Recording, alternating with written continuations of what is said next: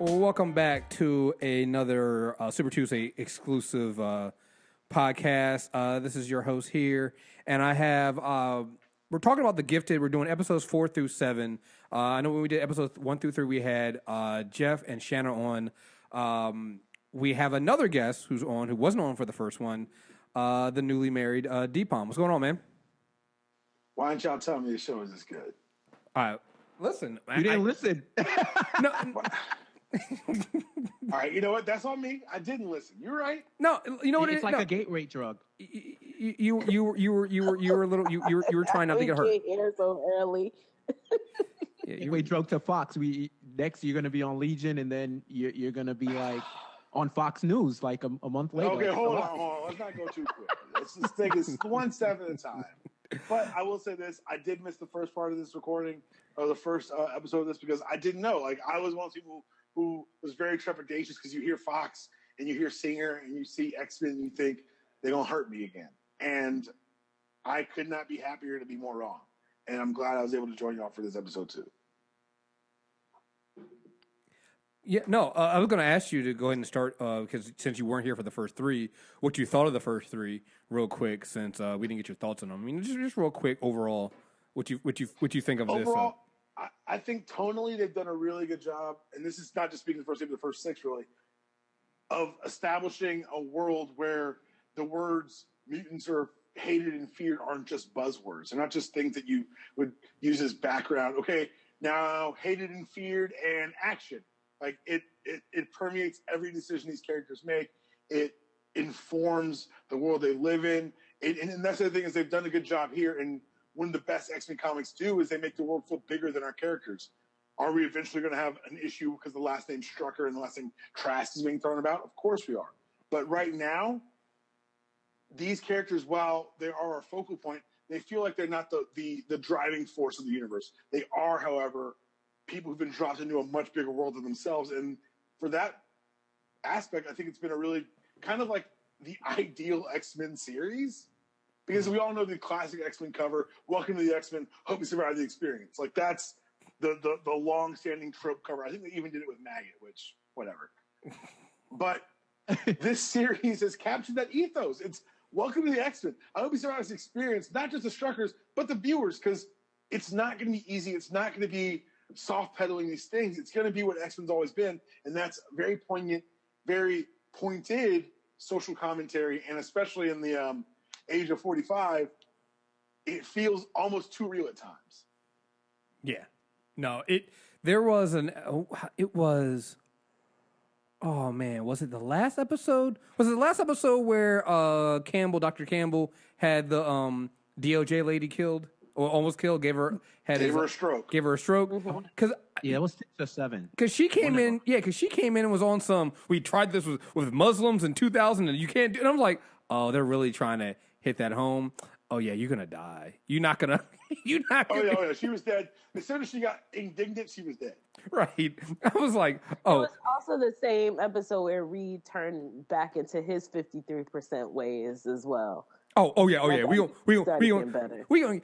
So here's the thing. So we're starting with 4, and I think the great thing about because I remember when this show was first announced, and I was kind of nervous because they were like, it's going to follow these kids whose parents are human, but they found out their kids are mutants. I'm like, no thanks, fuck you, get the fuck out of here, don't want that shit.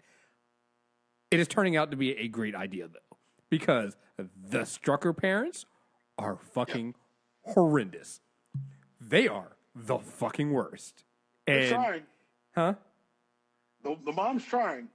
But she's 53% trying. She's like she's the mom that's like, well, okay guys. She's at the current like Trump resistance thing going, okay guys, but like, have we tried not punching Nazis? Maybe I can bake cookies for them. Right. She's acting like it's one of those, all right, I'll let you date outside your race, but if it fucks up, I'm not letting you hear that. Right. I want to be pleasantly surprised. Right. Right. It didn't, getting into that the last two episodes, when I saw that Wes wasn't really white, I was like, so is it the problem that he's a mutant or? And on top of that, you lied about being a crook. Because I'm like, that's all this shit. You gotta be a crook. Come on, your kids are mutants, so it can't be the fact that he's a mutant that's throwing you off. But he is kind of tan, so is that what gave you the weird feeling about him? Like, she came out quick with that. I'm not really happy about it myself. I'm like, really, Kate, what's wrong? Like, what's wrong with him? What's wrong with Wes? You getting a funny vibe from him, the way he looks. What is it, Kate? See, and I guess that's there, but at the same time, like, it felt like it played off the pilot where she didn't want to go out. The girl was lying about her boyfriend anyway. Oh no! I think they're just kind of overprotective parents. Oh no, they are. So no, that's like, definitely the aspect y'all are talking about. But for me, it was more like, oh, this isn't keeping with the character that we've established. Like, they wouldn't let her go to the dance or him go to the dance without her being there to chaperone the chick. Mm-hmm. Yeah, well, that's also because Andy was getting his ass whooped. So, well, also Andy kind of a punk. Like, Andy at that point was kind of getting his ass kicked. So, like, yes, I agree with that. As well. Right, and now Andy. I'm sorry, I'm starting to get. Is anybody else getting vibes from Andy like a school shooter? Like, like they got a school shooter on their hands. Andy's a problem mutant. Right. Like yes, I agree that the mutant underground is right and they should be free, but like Andy's need to be watched. Right. So it's like, I think the best way to not breed new Andys is to maybe be a little, not as aggressive with the current Andys. Right. Maybe we should put the Andys on a list. I'm just saying, Maybe not a list. Maybe not a list. Maybe we need to talk to Andy. Right. See how we can help Andy out as opposed to dismissing Andy's concerns. Because Andy's gonna fuck somebody up. Like the mid-season finale, I think we can all agree is going to be Andy crossing some sort of line. Right.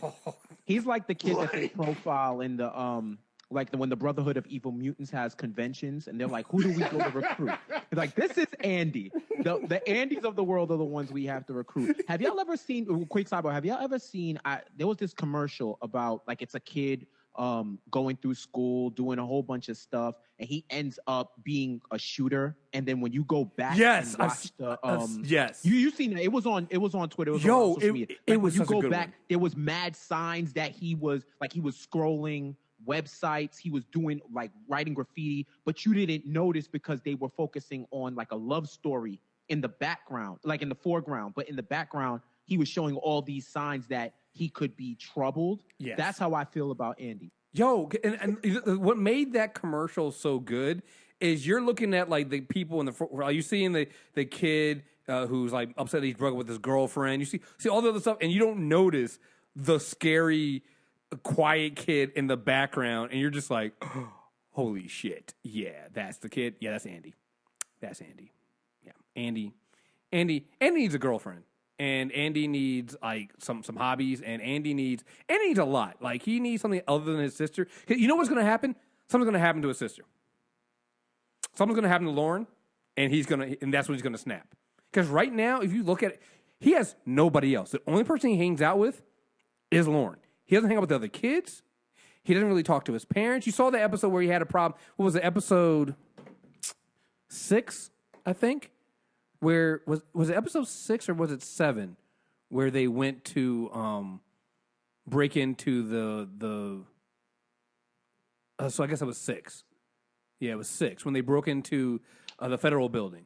And we'll talk about 6. Right. But I'm just saying that he was talking to his dad, and it's like even him and his dad have like these weird relationships. Like it's weird. So he is so standoffish. Something's going to happen to Lauren because that seems to be the only one that really kind of looks out for him and cares for him. Like, they have a really close relationship. Not like she's creepy also close. the only check on him. Like, yes. she's the only, like, Reed's kind of trying, but she's the only real check to his power. Because she's the only one that seems to notice. Right. Like we talk about how, Debo, you mentioned how the Reed and Kate seem overprotective of Lauren, but I think it feels like one of those things where they're overprotective of the girl, but they don't realize that the kid, the male child is a real fucking problem. You're 100% right. I noticed that in the pilot is because, like, yeah, we're at school to talk about Andy getting bullied, but it's gotten to this point. Right. Meanwhile, the girl, they're like, where are you going? What time are you coming home? I'm like, Mm-hmm. yo, your son's getting his ass whipped literally every day. Like, maybe, I don't know, get involved earlier. Yeah, they were all concerned. Like, she's hanging out with this kid Wes. What is he? What is your kid doing? What is Andy doing? He's like, he's probably out there, he's probably on the back somewhere crushing fucking like squirrels. Like, I guarantee you, he's got a squirrel. He's got a squirrel graveyard. Andy got a squirrel graveyard. I'm just saying. But you know, that's the worst thing that could happen to a kid that gets bullied, that they get a power where they can realize they can fight back. Because usually, you know, those type of kids, if you mentor them and you figure out what's wrong, you teach them how to process their anger. Some kids, they'll go into martial arts and shit to protect themselves or do stuff to feel better. But you bully me in school, and then I'm a telekinetic. Oh, I'm killing everybody just out of straight anger. The next, that's how it his powers manifested, right? And that's why Peter Parker's awesome. Right.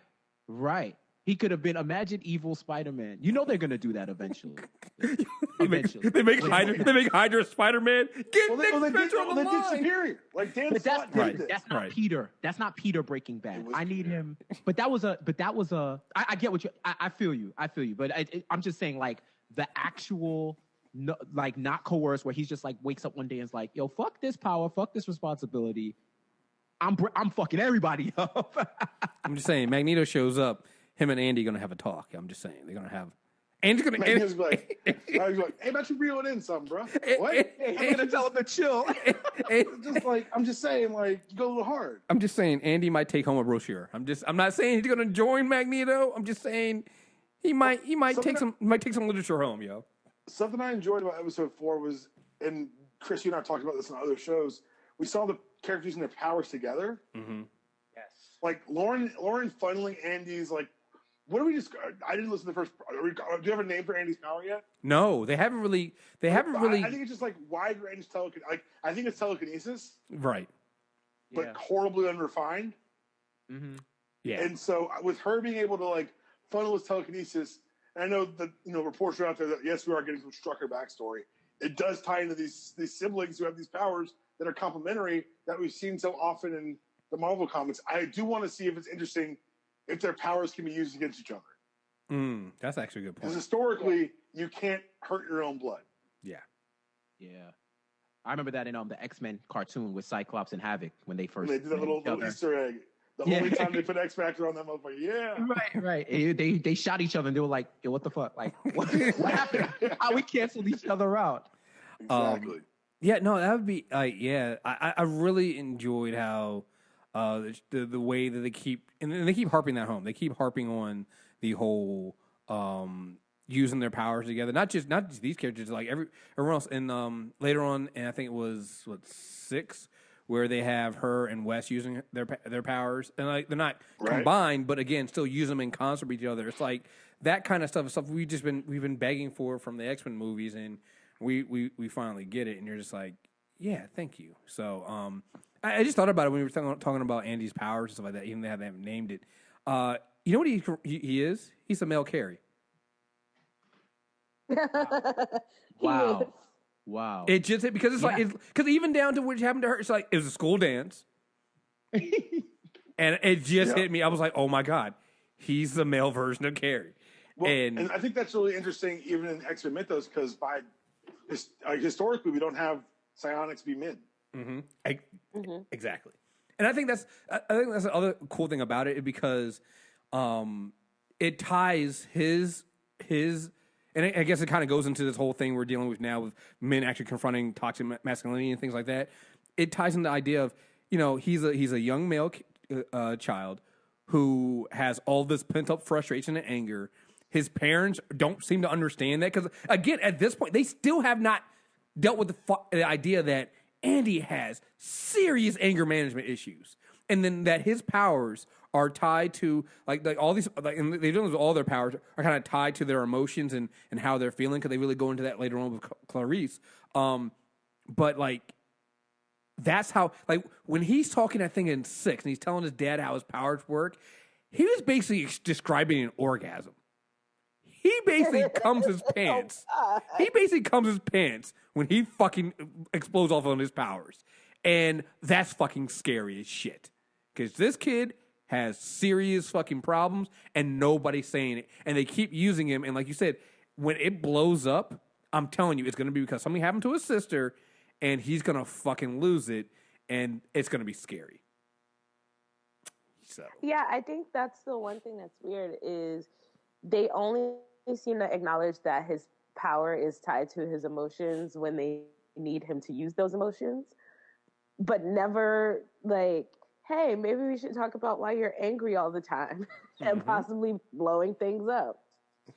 I don't know. I'm telling you, he's going to be a little sociopath. You know, he's probably out there killing fucking, you know, squirrels and shit and just saying. I think it was, cause I watched 5 through 7 this morning. I didn't rewatch 4 because I watched it when it first came out. 4 wasn't the episode when Clarice basically told Reed that he's part of the fucking problem, or was it? Yeah, that's when they broke out of jail. That's when they broke him out. So it was 4? Okay. I couldn't remember if it was 4 or 5. So 4, where she basically tells him, it's like, oh, congratulations for realizing you're one of the bad guys. Like, yeah, dude. Like, and I think that's why I've seen people say that they really hate the Strucker parents. It's like, I do too, but that's also because it's good writing. Like, they need to be this clueless. They need to be this clueless. And I would have felt weird if they came around too quickly. Like, I like the fact that it's taking them a while to understand this and go from this. And even I think it was episode 5 then where that one mutant that was in the one safe house was basically like, yo, this motherfucker almost got us killed. I don't trust him. You know, and I love the fact that they're going to have to earn the trust. Although I did notice this one thing later on in the episodes. How come the Struckers have beds?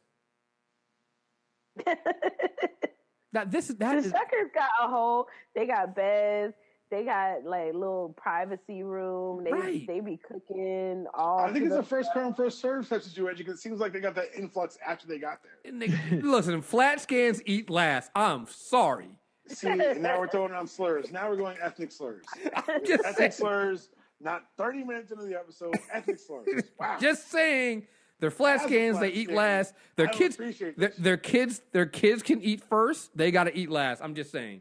And they got to get the floor and a blanket and share a blanket. Like, when I think it was Dreamer came by, it was like, yeah, man, we don't have enough blankets, and she would hand out blankets. I'm like, I think the Struckers have at least 2 or 3 on their beds, yo. What's going on? Kriss is no longer Magneto. Kriss is straight up Fabian Cortez. He's just that believer. I'm just saying. I make a lot of valid points, and you should listen. That's all I'm saying. So I also love the idea, in 4 where they show you that and I don't think at the time you know this Trash Industries, but you can probably figure it out. That the Sentinel Services is using mutants turned against other mutants, and I like adding that aspect in there because then you have this. I think it serves 2 purposes. One, it gives you a way of having mutants against mutants and not bringing the X-Men and Brotherhood right now, but also the aspect of it showing Reed Strucker having to deal with his past. Right. Because, like, hey, dude, like, this is what you were doing. Like, you're seeing the other side now. You used to just do your job and, like, throw your hands up and say, hey, I'm done. They're going to go to a better place. And now he's having to see that, hey, listen, yeah, these people that you sent off to this one place that you never heard from again, what's going on here? You know? So I really enjoyed that part. Oh, hold on. I'm getting feedback from someone. They're picking them according to their powers. Yes. So this is not for, people who claim to hate mutants. They're very specific about picking their powers and using them. Hold on, Shannon. I'm getting a little feedback from you. It just started. I don't know what's going on.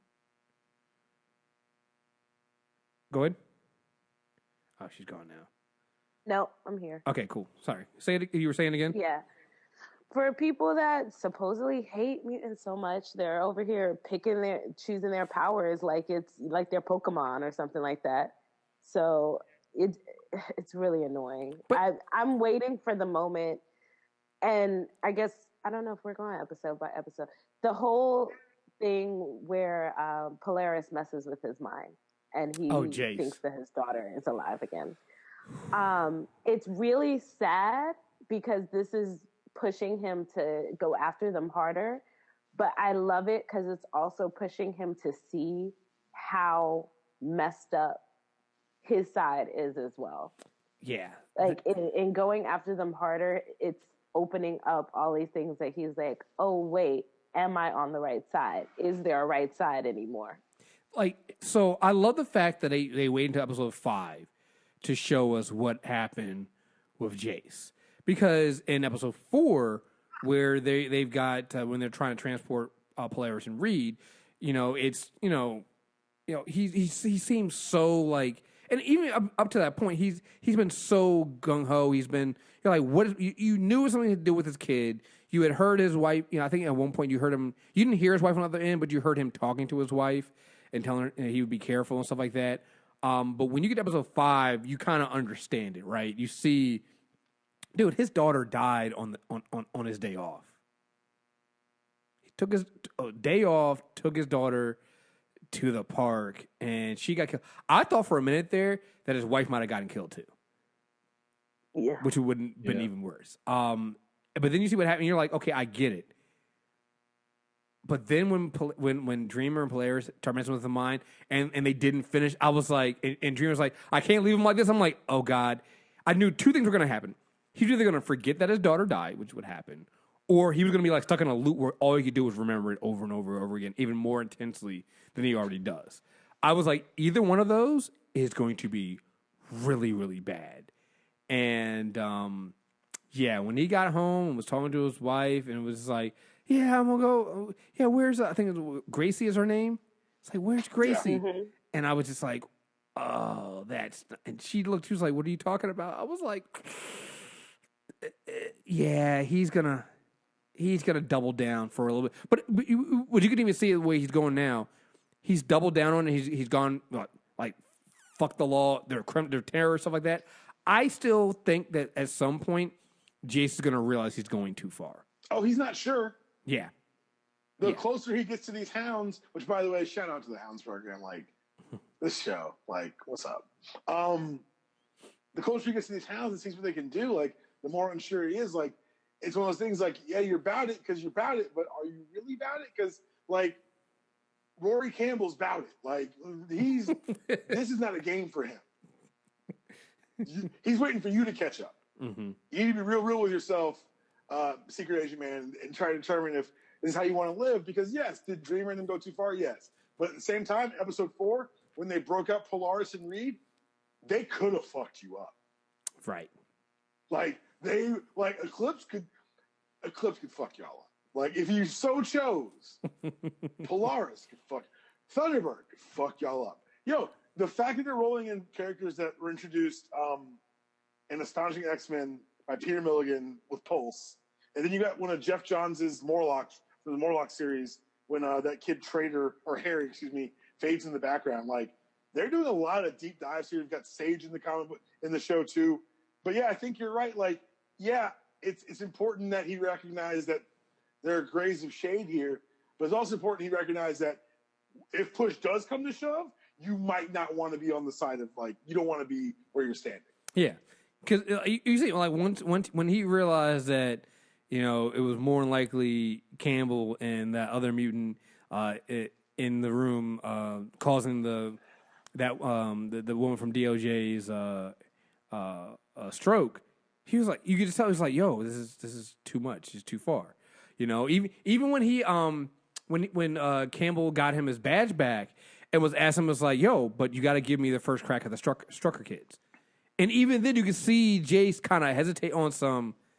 Do I really want to make this deal with the devil? So why do you keep asking about them? Right. You see it in his face. He's like, he wants them really bad because he's a true believer in justice. He's a true believer that these are criminals, and that's why he's going so hard. But I think he even recognizes that what Campbell and Trask is doing is well beyond just taking care of criminals. And he had that hesitation, but right now he is, he was forced to relive his daughter dying twice. and learn and not learn that, but learning that she died. He's had to do that twice. He had to lose her twice. Yeah. It was a fucking up to that point, she was alive then. It was Mac from Agent of Shield. That's exactly what it was. You know, so yeah. I thought it was just seeing that imagery and seeing what happened, because with a lot of these characters, they'll tell you their backstory. Oh, I hate mutants because you killed them. It's always like the tropey martial arts movie. You kill my family, you must die. But when you see what happened, and even the fact that I'm like, he probably was kicking himself too, because your parent tells you come over here. After the second one, you're getting yoked up and brought out there. But they were being nice that one time. Like, come on, baby, come on. And then she actually got killed. For me, it makes me empathize with him.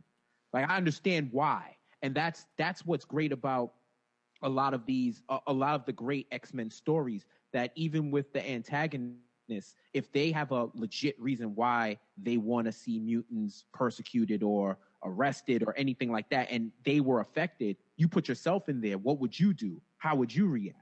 So seeing that all unfold, I'm like, yeah.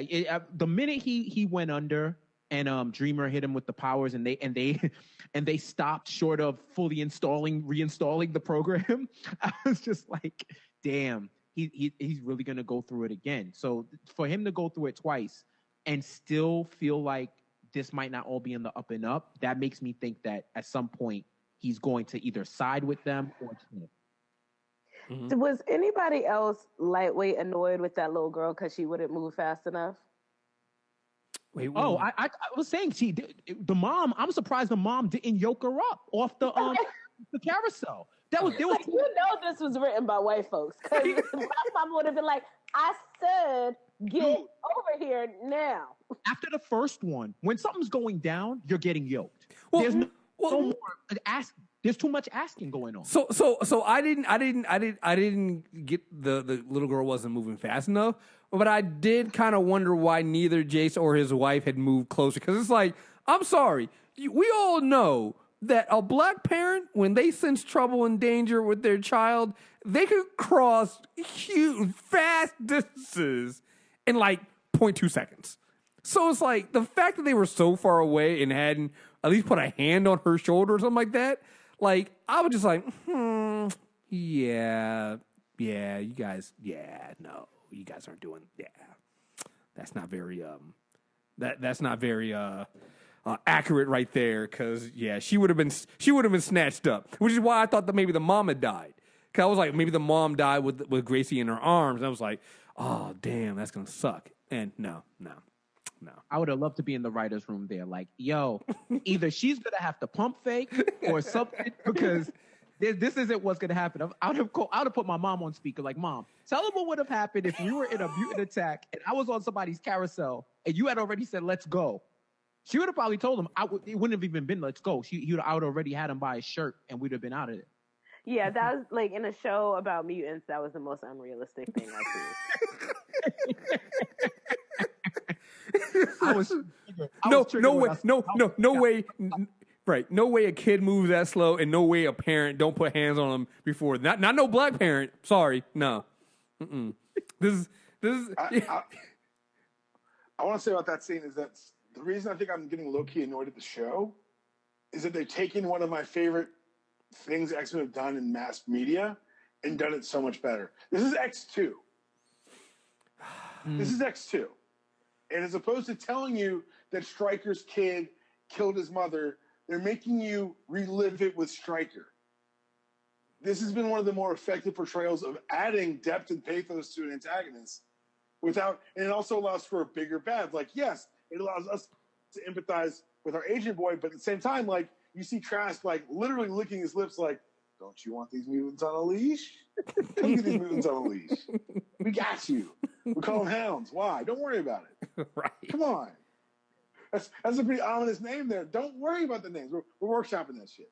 Come on. Like, it's so good. And as we get to episode 6, I do want to say this. That is not a federal building in Baton Rouge. Do you know how I know this? Were you What's at a federal building? Right? No. That's the building I got married in. That's my wedding venue. What?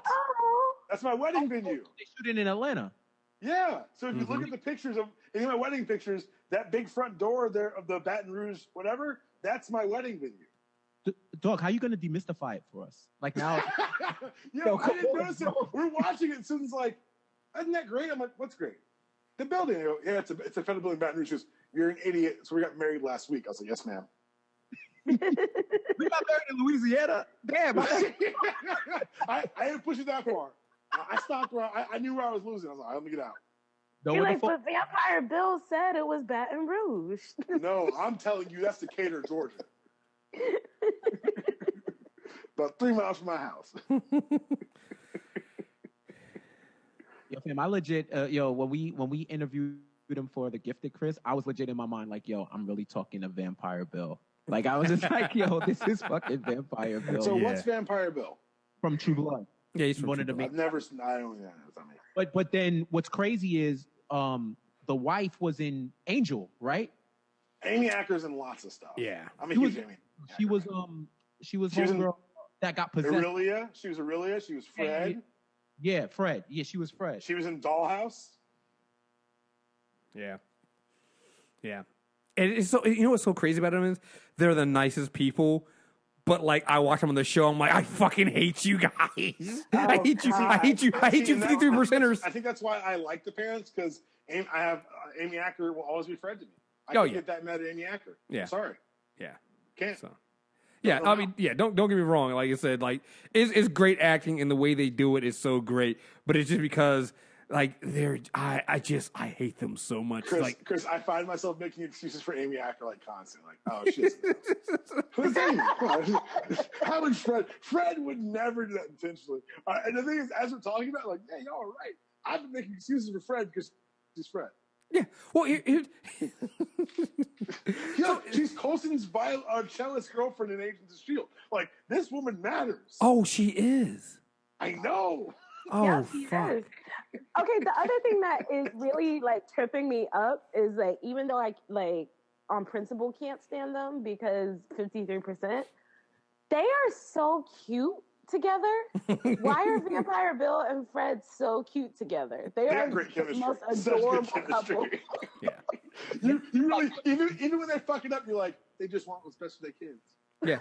They just want to do But that's the thing with everybody on the show. Everybody on the show so far has had really great chemistry. Right. Like when you finally get Marcos and Lorna back together, and they're in the car together, and they're talking about their baby. I'm like, oh, you guys are gonna make me. It's gonna really suck when she loses this child. Yo, it's gonna really suck when her. Have to say that. Kriss, it's gonna suck way worse when her father finds out she lost the child. Oh yeah. That's what. Yeah. That's when the problems start. I had a grandchild. Someone called her Magnet Girl. I'll go. Wouldn't let her off, bro. Right? They kept calling her Magnet Girl. See what happens. Right.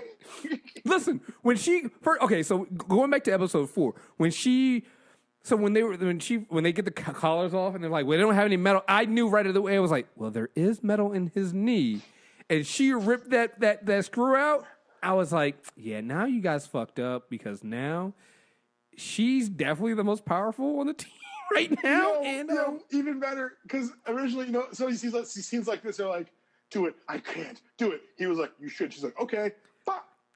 She didn't push back. She's like, okay. And here's a little detail that I've been loving so far. He's still limping.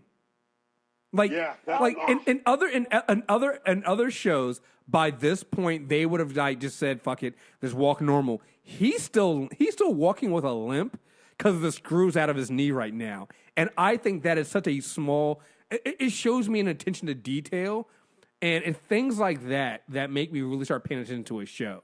Not saying I wasn't paying attention before, but it makes you go, okay, if there's something like that feels off, that might be on purpose because they can. If they're still telling him by episode 7 to still walk with a limp because that screw is out of your fucking knee, then you're paying attention. Like that was something huge to me. I was like, yo, he's still. Why is he walking? She ripped the screw out. He's still walking. Right? Yeah, I was like, that's. Oh, not bad. Like he was struggling to walk one episode. I think it was like episode 6 or something like that. I'm like, what the fuck's going? Oh, that's right. You're missing the screw. I mean, you might want to ask her to pop that shit back in. Find another one. Before we get to the ready-made love triangle that is staple of all X-Men comics and media, I want to give a shout out to episode 6 because the moving van was Claremont Institute Movers. Yes. And Chris Claremont. I mean, look, guys. If this isn't a love letter, first of all, I'm pretty convinced this is a backdoor Morlock series. Just because of the background characters they're using a lot of Morlocks. Yeah. 2, this is all Chris Claremont. Like, this is Chris Claremont. You just turned into 6 episodes of a great television show. Don't fox this up. Right. Don't fox this up. Yeah.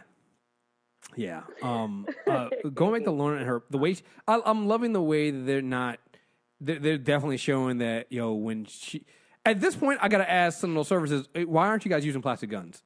Because, right? Yeah, because, like, she's already proven that you don't want to fuck. Like, she's been out here stopping bullets.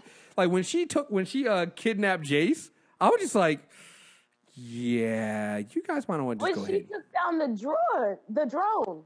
Well, that was that was a team up with her and Eclipse, and she held the mirror while he used his powers, and I'm just like, damn.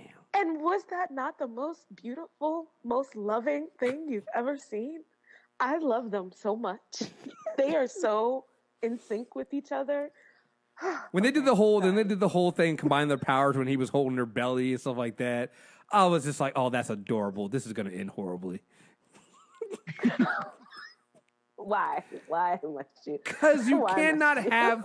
Because He's the worst. I'm telling you, he's the worst. Look, I'm trying to prepare you. Marcos is the best, most honorable man. Except for when he goes and takes calls from his ex and doesn't tell his current girlfriend.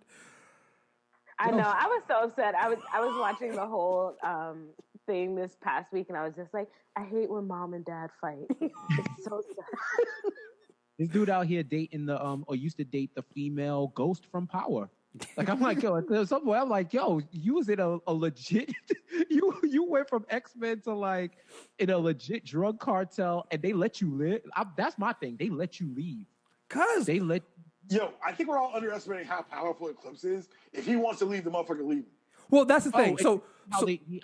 Why he's Eclipse now, right, Chris? I had that in my notes because the first time we did this thing, we couldn't figure out why the fuck they were calling him Eclipse. It's like he shows light, he gives light. Why are you calling him Eclipse? And that episode where he takes he absorbs all the light so they can't see inside the truck. I was like, see, this show knows how to answer questions. We had that question within 2 episodes. They had the answer for us, and I'm okay. Yeah, and you're right. Like, if you think about it, all the top of the Mutant Underground are powerful. Like, Eclipse is really powerful. I think like you said, we underestimate him. Polaris is like, she's fucking Polaris, so we fucking see that. I think as she gets more committed and learns more about her power, Blink is gonna be a fucking problem for everybody. And Johnny is. Yeah, well, what was it? Was it 6 or 7 where they show when they open with Johnny being the mutant? Oh, hold on, I got it in my notes. Where he was a veteran. There was episode 6. Oh, 6. It's 6. Where he was a mutant veteran, and again, it just shows you how relevant this show is because it feels like that conversation we're having with. Muslims in the army, black people in the army when it comes to like kneeling for the anthem during games, transgenders in the army, LGBT in the army, like all these people who are in the army and fight and serve their country, but then come home and have to fight for their own current rights, and they're treated like shit by regular people. It's like watching that happen there, just like it really.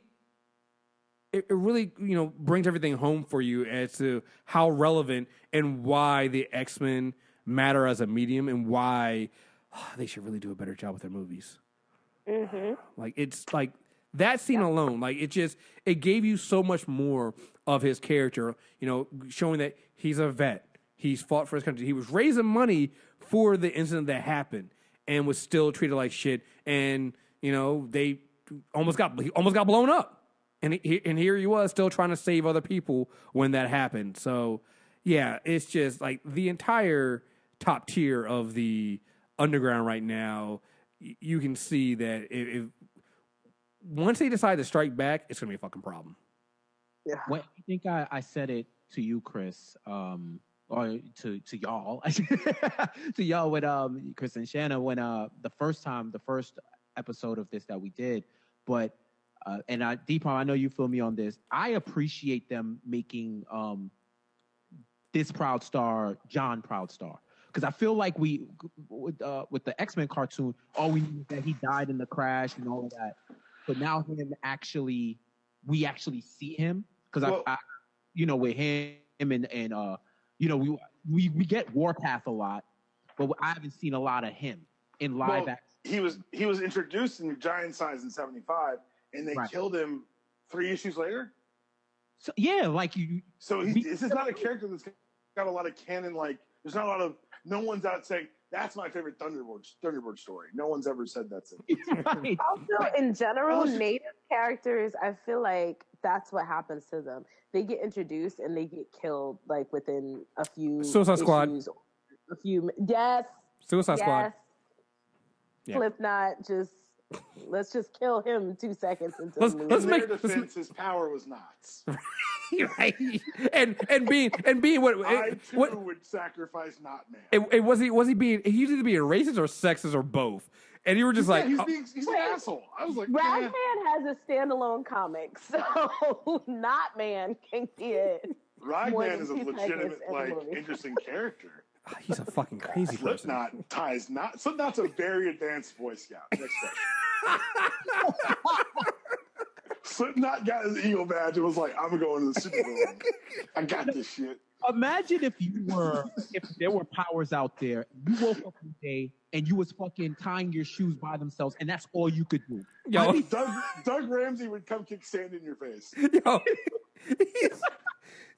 He was a meg of fucking Suicide Squad. It's just Cypher's like, what a shitty power. Yeah. so somebody said something. Somebody just like, shut up, Meg. Go away, Eagle Scout. Right. I worked really hard for this badge, though. Don't you know that's a no one cares what kind of knot it is? I'd be so pissed, bro.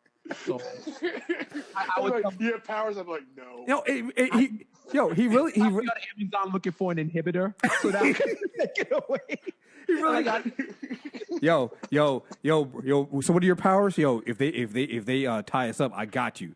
They're using handcuffs. Fuck, bro. I'm sorry. Super strong. You can break out handcuffs. No. I'm just saying, like, they literally tie us up. Right. If they're still using rope, we are good, bro. Golden. Yo, it's so funny. I called them zip ties. Ooh. Got scissors? Right. I just work on knots. Right. I called him the Meg, but if you think about it, that one episode where the entire family gets powers, and her powers are her fingernails grow really long. Slipknot really was fucking Meg. Oh my God. The way he said Meg was like you personally have an issue with her. Oh, man. I meant that shit. Right. Anyway, I'm sorry. Oh my God. So before we get into episode 6, I just want to say I'm glad. Hey, look, we'll get to the love triangle in a bit, but I'm glad that Blink figured it out. I'm glad that they didn't because they could have gone the route where she really believes the memories about her and Johnny were real. And they didn't do that, which I was surprised they didn't do that. But I think this makes it worse because she figured out she was like, a great way to show the limitations of Dreamer's power. Otherwise, like we just be out here changing hearts and minds about mutants every day. Right? Just like, yo, so can we just get you just go, gas attack? Well, can we bottle this shit? Although I did have this in my notes, and this is gonna again. I know you guys are gonna just go ahead and get it out now. What the fuck's wrong with you? What does Dreamer's breath smell like?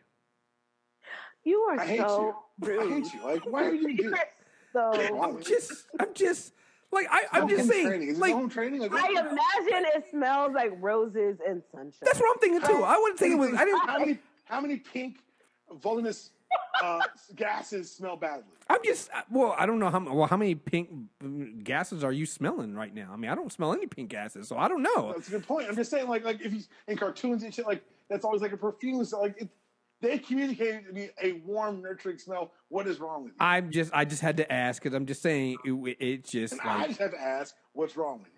like you're saying, how many times do you see somebody breathing in somebody's face and you don't wonder what their breath smells like? I'm just saying, I just had a legit question. Light from his fingers, and you're like, "What's her breath smell?" Yeah, I just want to know. It just, you know, I'm upset that I'm not mad at that question. yo, thank you, thank you. Upset you're not mad too. I'm upset you're not mad too. because it's like Bed Bath and Beyond. That's what she's. Okay, yeah. You know, I'm not even going. Yo, but that makes sense. I fucked with you on that one though. Like it's like Dreamer's breath smells like you walked into the fragrance section of a Bed Bath and Beyond. I fucks with that. That makes sense. You understood that, but my analogy was just lost on you. Yeah. I mean, I assumed like a Lush bath bomb kind of a situation with her breath, but I wasn't really thinking about it that hard. A what? What did you? A Lust bath bomb? Yeah, a Lush bath bomb. If you don't know what a bath bomb is, Jeff, like clean your life I know together. what it is. Come That's on. the shit that you drop in the tub or whatever, right? Like in the bath, like in it. Yeah. It's whatever. I understand. It's fun. I thought you said a Lust bath bomb. I was like, whoa, Yeah. what? Where the fuck is this going? Yo, that would be cool if her breath changed different colors depending on what memory she was trying to give you. That would be fucking awesome. I'm just saying. You gonna trust Fox to get that kind of nuance? Let's just be happy we got colors. I'm just saying. I mean, besides the visual aspect of it, if you do think of it in terms of scent, it makes sense because scent is the strongest trigger of memory. Mm-hmm. Yeah. So I'm just like I said, the people want to know. I'm one of the people. We just had a 5-minute conversation about this because of you. Just so you know. Where else? You're welcome. Thank you, Jeff. I'm giving content. I'm giving people a reason to listen to us over everybody else, and because we're asking the hard-hitting questions, what the fuck does Dreamer's breath smell like? I'm just saying, I think that's an important question that people need to ask, because I know I would want to. First thing you're gonna come, so I'm just gonna breathe in your face real quick. It's like, whoa. When's the last time you brushed your teeth? That's another point too. Do you see any toiletries in that fucking meeting underground? Just saying. So now we're doing the insecure condom talk. This is the insecure condom talk right now from Kriss. I'm just saying. Does he take swigs? Does he take swigs of fucking scope or Listerine? You're trolling entrance. But they don't not engage. Right. Look, thank you, Jeff. They can go by CVS. What the fuck's wrong with this? Thank you, Jeff. We're not doing this. If there's a receipt that long, it should be longer. If there's only a limited amount of supplies, I'm just saying you make sure that Dreamer always gets a toothbrush and toothpaste. That's my only point, yo. I'm just saying. It's a long way to go for that joke. That's all I'm saying. I'm not going for anything from. I'm making a serious point here. It's not even a joke. I'm being dead fucking serious right here. That I'm just saying you have one mutant whose power is to breathe in people's faces. Come on, coffee breath. Come on, we don't want that. Just saying. Imagine the dude in your office that has coffee breath, breathing in your face. Now remember a good memory. You're not gonna remember a good memory. I'm just saying. Just throwing it out there. I'm just saying. Anyway, are you done? I'm done. I apologize to y'all. I apologize for nothing. That's why I said the news for you. I was gonna say I don't know what happened in episode 5, but someone had me write in here not all mutants because somebody said something like that, and it just immediately triggered me. Somebody said not all mutants. I was just like, okay. Do we know if there are any black people in this writing room? I mean, I know we had questions about the mom. No black people wrote the episode with the kid, with Jace's kid. But like, do we know how diverse this writing room is, or if it even is diverse? Do we know? I'm not sure. I want to know. I want to see because everybody's white in the writing rooms because clearly all the articles and shit out there that say we're not too far off. Right. So yeah, I'm going with it. Probably not, but I'm just saying.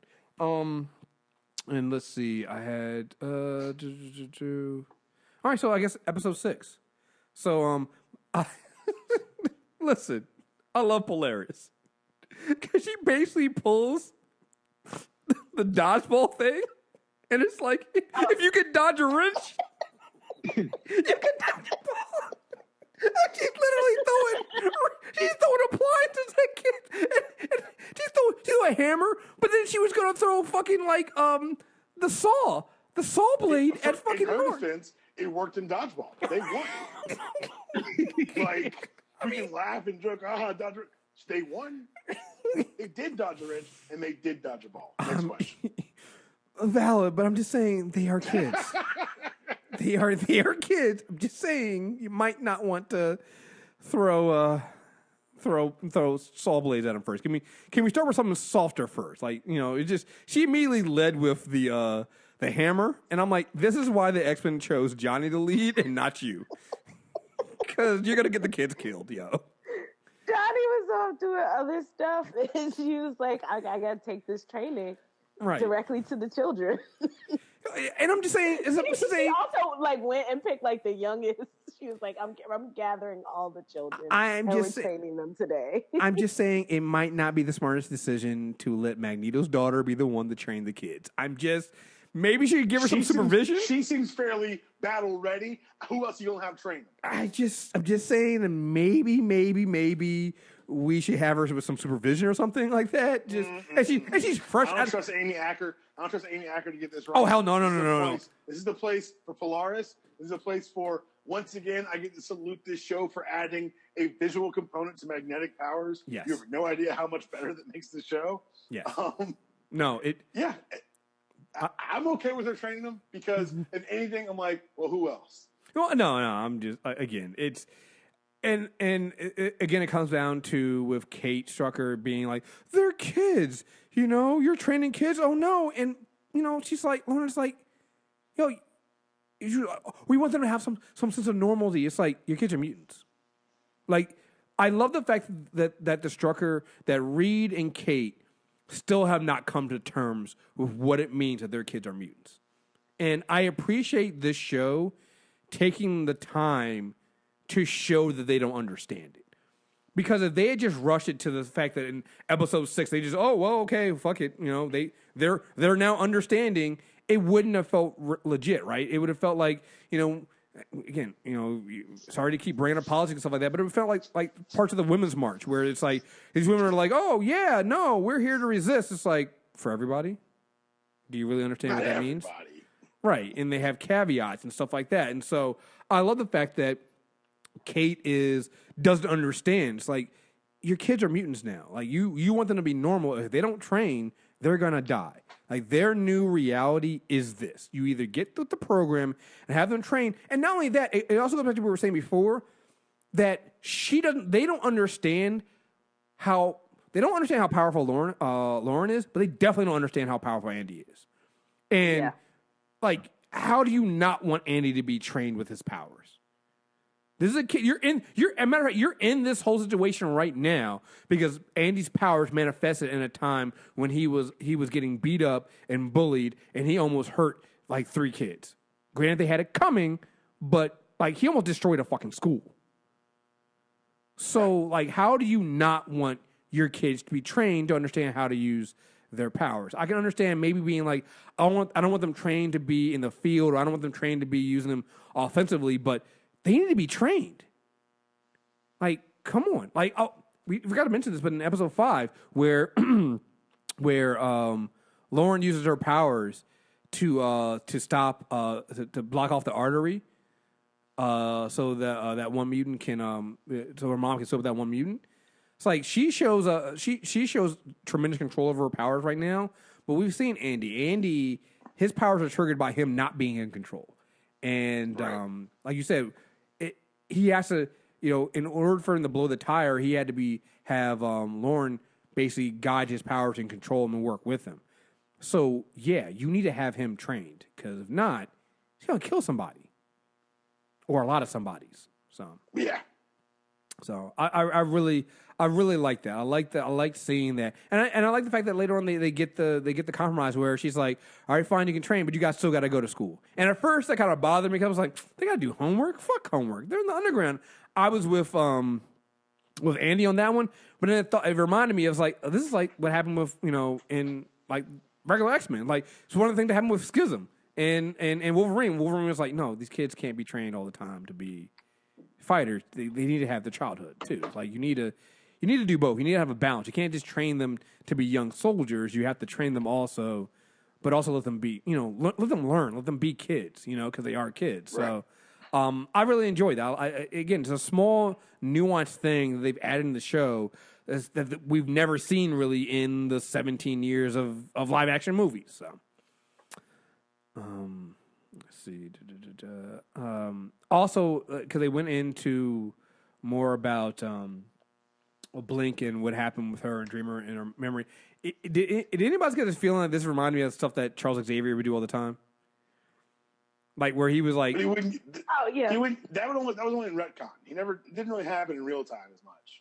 But Right. retcon, yeah, this is all dirty Chuck. yeah, where it's just like, oh no, well we thought we took your memory and we did this because people were gonna die. All right, fine, that makes sense. But why didn't you tell me afterwards? Well, because then you would have left. Didn't seem pertinent. Right. It's already done. Right. You would have left, and we kind of needed you because we were so. And I love that. I love that she was like, "You're not helping." Mistakes were made. Right. Mistakes. Were made. Right. Accurate. Yeah. I love the fact that she was like, "No, this is bullshit." So she was like, "Oh, so you didn't tell me afterwards because you needed me. You're basically using me, and that's what you're saying." Well, no, we're not using you. We're just like we needed you for your powers. Right. Because maybe. But Johnny it wasn't like you. It was like we were asking you through your mind to do this for us. Johnny went full he went full Bill Clinton. It's like, define the word is. Like That woman is not currently at this moment giving me a blowjob. Right. Well, wait a That'd be minute. disrespectful to you and to our audience at home. Yes, yeah. Come on, guys. I did that. Just not. I saw Johnny trying to explain. And it's like when you see your boy or you see somebody in argument with their girlfriend, and the girlfriend has all the facts. You're just like, yo, I'm sorry. Try this. I'm sorry. You're right. How can we get past this? Because when he started explaining, I was just shaking my head. Nope. And Clarice was hitting it with so many facts. Yeah, at one point he was just like, yeah, we did it. I should have told you, but we gotta save these people. How can we move on? Right, dude. Like, anybody seen that? Remember that Robot Chicken episode where they're making fun of Hurt Locker, and the dude's at a party. And like he stops on a landmine when he's talking to the girl at the party, and the character's like, I'm gonna help you out with this, buddy. Hey, this is what you're gonna do. You're gonna ask her how her day is. You're gonna do all this stuff, and he keeps fucking him. He's like, I'm sorry, man, nothing I can do. And she slaps the fuck out of him. That's what this reminded me of. It's just like, dude, you are sinking yourself right now. Abort fucking mission. Not helping that it's so clear that he wants to kiss her. Oh yeah. It's like, Yeah, that's even worse. It's palpable. Okay, first of all, I will happily say I am a shipper. Kriss, you can sit up here and deny it all you want. You might be a messy shipper, but you're still a shipper too. Wow. And we are all here for this. I scream at my screen every single time any facet of this love triangle is on the screen. I scream messy at my screen because it's so good. It's so good. It's so messy. Every single one of them just they all want to make out, and it's great. It's so wonderful. Oh, he was kissing up a Dreamer, and I was looking at the Dreamer like, yeah, that's not your man no more, right? Because at one point, Clarice says to Judge, he's like, yo, so you telling me when we were alone, there was nothing there? And he doesn't answer. I'm like, oh, dude, like, you were somebody going, every landmine. Like, I have not seen a dude fail this hard ever. But he is failing up. He is failing upward. I mean, no, it is. X-Men Love Triangle version 33B. It was first executed in the early 90s with Jean Grey, Scott Summers, and his flirtation with Psylocke. But this is getting ridiculous. But this is better. I hate you. This is better. It's so good. Wouldn't it When be Dreamer revolutionary made to out with do him, X-Men without a love triangle? Wouldn't that be some shit? Well, that wouldn't be wouldn't X-Men. that That wouldn't be that's X-Men why anymore. it's so good. But that I've never been so deeply invested in all sides of a love triangle. Honestly, if tomorrow, Are you not watching Riverdale? wait, what love triangle is happening there right now? No, we'll talk later. It's fine. Okay, we'll talk later. Yeah, because I'm a couple episodes behind. Okay. Wait, is it the Bughead one? Look, I'm out on Buckhead, but we'll talk about it later. Okay.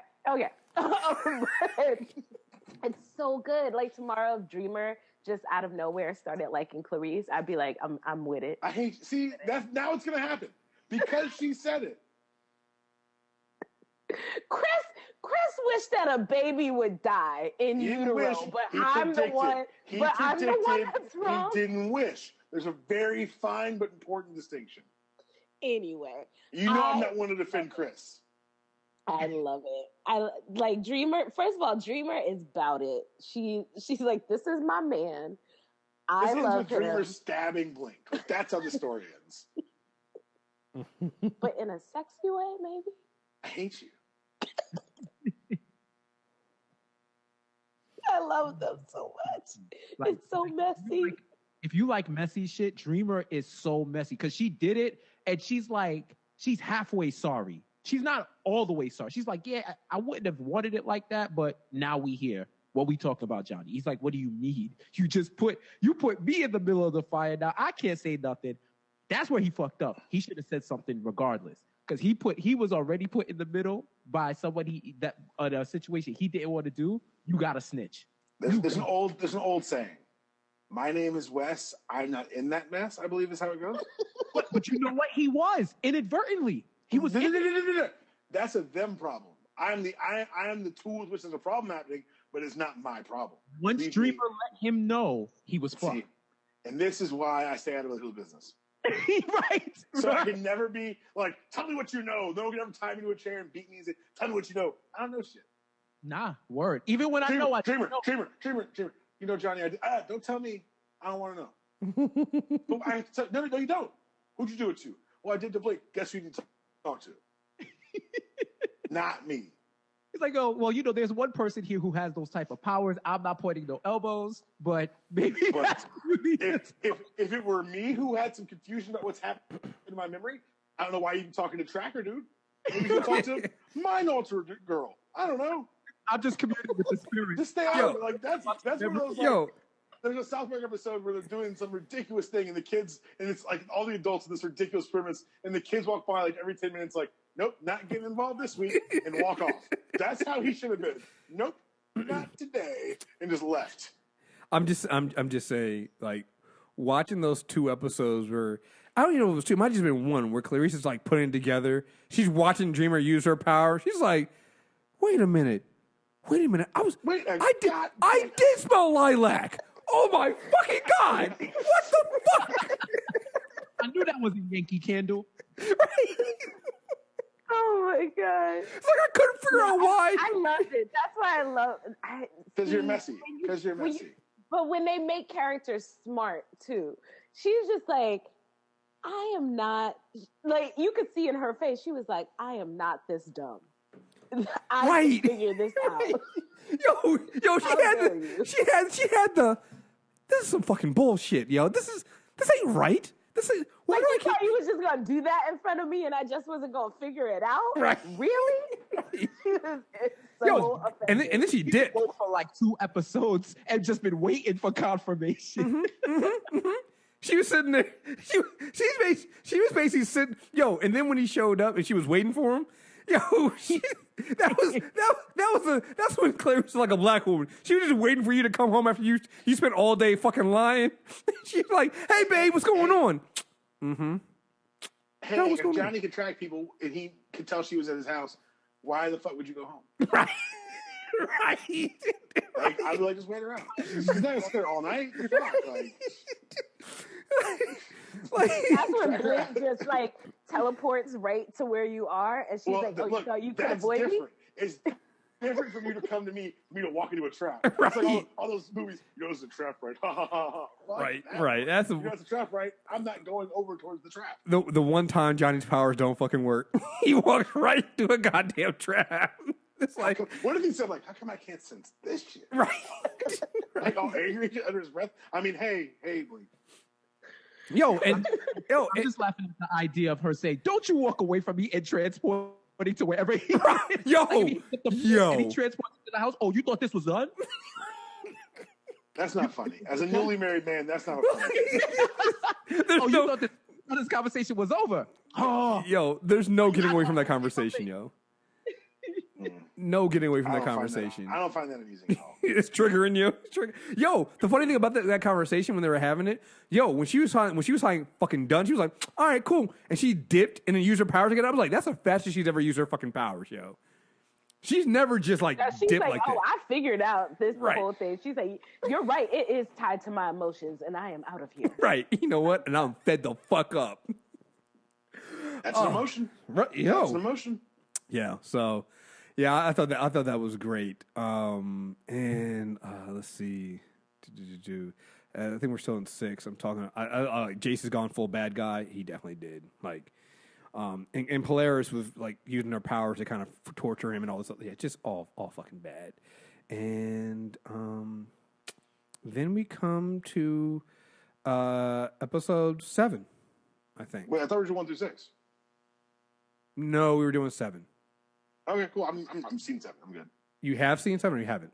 Yeah, I've seen it, yeah. Okay, cool. Yeah, no, we were doing 4 through 7 because we missed it because I think 8 is coming up this Monday. When is the mid-season break? Because are they only doing 13 for this?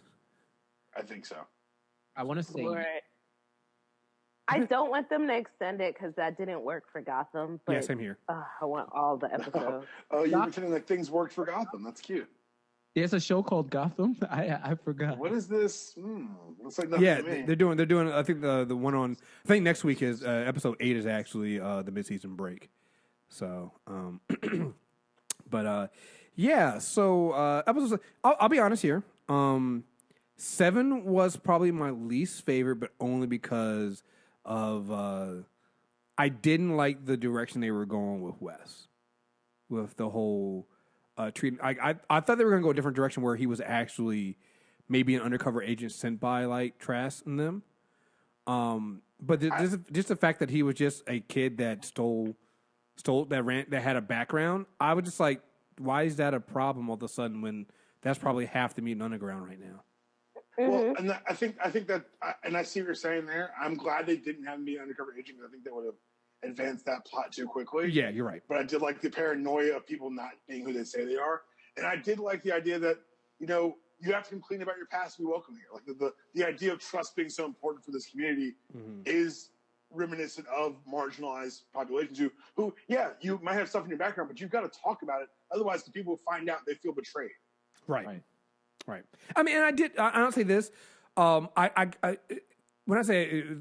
I'll put it my least favorite episode, and that's this is my least favorite too. By the way, right? But that doesn't say a lot considering that I liked everything else so much. So, and I think they turned it around for me with West 2 when they basically had kind of Reed basically come out with the idea that, hey, dude, you're being a dick, and you just need to go talk to him. Go talk to the kid directly himself, and then let him come to the decision about what he wants to fucking do, and give him the option to coming forward. Like that's when I was like, okay, he came around, okay, but like even when like Lauren got kind of mad at him, I'm like, he stole some jewelry. Like he was living on the street. No, like I get that too, but for me, I guess it tied back to the larger notion. Like I thought that the individual parents' anger was weird, but I thought the anger in the realm of like what they're going through made sense. Right. Like I get. But at the same time, you're asking the characters. You're right to act a little dumb to make this point. Right. Like that was my issue with this episode. Is that so? That storyline I thought was asking characters to be dumb. The Sentinel Services, all of a sudden the DOJ matters and like can shut them down. Like where did that come from? It's never been an issue before. All of a sudden the DOJ's out here swinging their big legal dicks and no one knows where they came from, where they're going. So that was kind of a toothless thing that was always toothless. The Marcos thing I didn't love. I thought that it was a little heavy-handed. I think they were all right that if he'd had a conversation with Lorna before leaving, that solves that entire plot. The only thing I really enjoyed here, honestly, was one, because Jamie Chung's a terrific actress, but I don't watch it enough stuff. I thought that storyline was handled really well.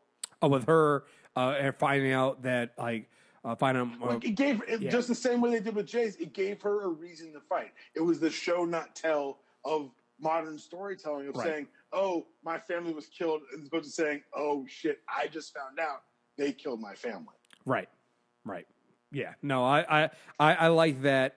Going back to the Marcos thing, when his ex showed, when Carmen showed it the first time, I was like, okay, this is definitely going to be a problem. It's going to be interesting how they handle this. And I'm with you, like, Carmen. I like her. I like her character, and he definitely got a problem. And I love the fact that when the episode started, it started with the first time Marcos met Lorna and Johnny, and you could even see right then Lorna's already plotting on stealing him. Just like, well, there are other. Lorna's like a messy woman. Yeah, she was just like, she looked at him and was like, "Yeah, you're mine now." So the picture, the flashbacks. Whenever they do flashbacks to Lorna and Marcos, their early relationship. Mm-hmm. I get legit giddy. They are so cute together. And Lorna, she reminds me of my friend. I have a friend. She's married to him now. Her husband, when they met, she was like, "I'm going to marry you." Like, he think might have been dating someone else at the time. Oh, so your friend's messy as hell too. Okay, good. Or at the very least, he was like not interested in a relationship at all. She was just like, "I'm gonna marry you." They are now married. When she said that is like a funny story, every man listening to this just cringed. Entrapment. That sounds like entrapment, actually. But she pulled it from the half court line, yo. When she said "get a new girlfriend," yes. I was like, "Oh, he's rap." He's rap. I was like, "Oh, get a new girlfriend." I was like, "Oh." You hear somebody tell you that, you know. Oh, hearing y'all this sounds more like kidnapping. Anything else? This is how men get shows. Right. Something get took. Right. This is just taken. Like, all I heard was the script to Taken. I now totally understand, because at first I was like, man, Carmen just tripping. I totally understand why Carmen don't be liking Magnet Girl. Like, I totally get it now, because Magnet Girl. No one would like Magnet Girl from Carmen's seat. No one would like her. Yeah, because Magnet Girl stole your man. She's like, "You and your little Magnet Girl." Right. She with the little accent and everything. She is so pissed every time she has to talk about it. Right. And so you're right. I definitely, like, that was the one thing because I never liked it. I never liked the thing that happened when they have these characters really, really close, and one of them makes like a major decision like this without telling the other person. Like, I thought it would have been something different if he at least told her that up front. Like, that would have been, and it would have fit more with their character. Like, Marcos seems like the guy, he would tell Lorna that he did this. And he would still go and keep his promise and do what he said for Carmen. I could definitely see him doing that, even if she doesn't agree. Like, that would have made more sense to me than having him keep it a secret for her. And then literally, like, my man did the thing that never works, where he showed up with groceries. He showed up like, "Yeah, babe, they didn't have a lot, but I got some. And look, you know what? They even had cash." And she's looking at him like, word? That's what you... You know what? As we talk about this, I think Marko knew who his girl was, and, like, I can't even tell her. Like, if I tell her that, like, I used Carmen to get her out of jail, it's a whole other series of drama. But let me just do this. Let me try to be quiet, knock this shit out, and just keep moving. But D-Pump, you know what I'm about to say, though. She always finds out. Oh, look, she always finds out. So do you... I understood where he came from. He's young. Because I've made that mistake as a young man. Never again. Like, no. Like, just be honest. Right. Like, you always find out. When do you want to take your beating? You want to take your beating up front Or it's always worse if you delay it. Is it one beating or is it two beatings? Because you get the first one and you get the second one for lying. Right. Look, man, just take the medicine. Take the Going out the window or down the stairs? Right. I'm just saying, it's never good. I will say this, the one thing I did like, and again, and I think this is what's going to come back. I think this is the purpose of doing that. You know, I might not like how they got to the point of Marco's doing this job for Carmen. I think the thing that stood out to me and what happened though was Marcos liked it. Like he had a smirk on his face after he burned up those drugs, and I think that's going to be the thing that comes back and stands out is that Marcos kind of likes doing that stuff. Like because Carmen even told him once, he was like, "Yo, you know when you used to go out there and do your thing, you come back. It was such an adrenaline rush for you. You know you liked it." And when you see his face after he does it, he has this smirk on his face. He's trying to show it to Carmen because he I don't think he still has feelings for her or anything like that, but he likes doing that kind of work. And I think he's been trying to hide that, but he likes doing it. And I think that's where that's going to come in at. Or you think they're going to do kind of like the similar, almost like he's addicted to it kind of route? Because he really, before this, we've only ever seen him use his powers in a very, where he absolutely has to. Mm-hmm. Like he seems to always be holding back. Yeah. We might, because like I said, once you see him do this, you're like, again, between this and then the episode where he blacked out the truck, I'm like, yo, Marcus is probably a little more powerful than we've been giving him credit for. Because when you first see him in the first episode, he kind of just like he's like a flashlight. He's like a human. He's like a walking mag light, right? And you're just like, what the fuck? I mean, all right, so you can shine really bright. All right, that's good. That's nice. All right, that's cute. But these last few episodes, you're kind of like, Marcos is actually pretty dangerous. He'd be blinding folks. Right. It's like, he was going to try to cut through the fucking wall of the federal building. I'm just like, yeah, dude, no. So, yeah. I think that, again, not like how they did that, but I like how where they got to it. As far as the DOJ, I'll be interested in seeing how they go about handling. Because now that they brought the DOJ in and they did that and they kind of got rid of that woman for a while, I think at some point when you do that, you now have to kind of establish what the entire country, the government structure is on this. Because one, why don't they want to use Trask Industries? Why? What does Sentinel Services fall underneath? Like who's I'm assuming it's a government agency. Who runs it? Like who? Like what are the laws and the structures going on here? Now didn't they reveal that Sentinel Services is off the books? No, I think Trask Industries was. I didn't think Sentinel Services was. I think Sentinel Services was too. Oh, I'm not sure.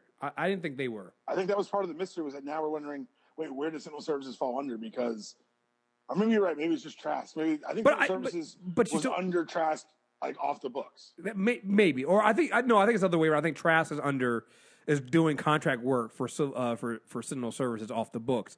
But it still begs the question, like, where does Sentinel Services... Because, like, when Jace basically told that one from the DOJ, bring it on, I'm like, wait, who the fuck tells the DOJ bring it the fuck on?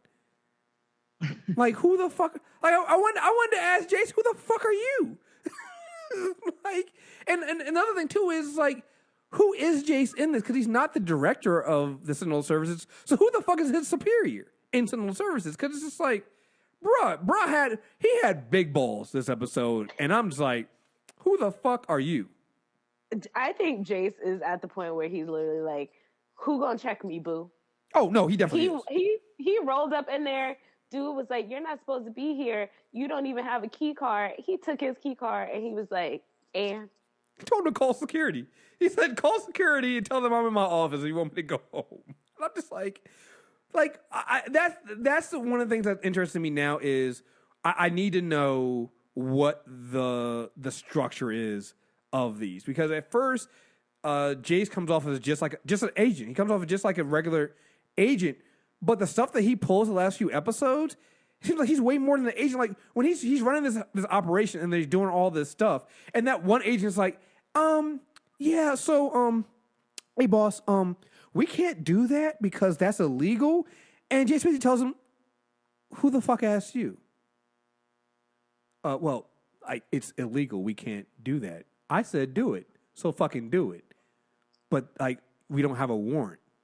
But we don't have a warrant. I said do it. Like I need to know, like, he can't just be a regular agent pulling that shit off. Like he has to be somebody. And then who is his boss inside of Sentinel Services?